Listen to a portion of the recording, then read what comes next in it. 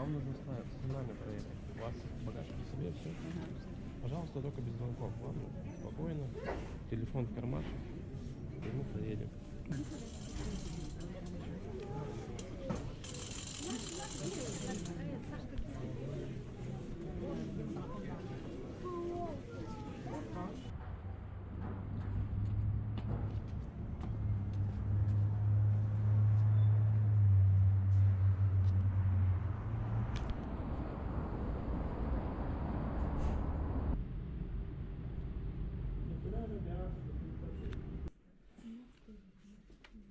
Так, радиостанция бар bir fotoğraf alacağız.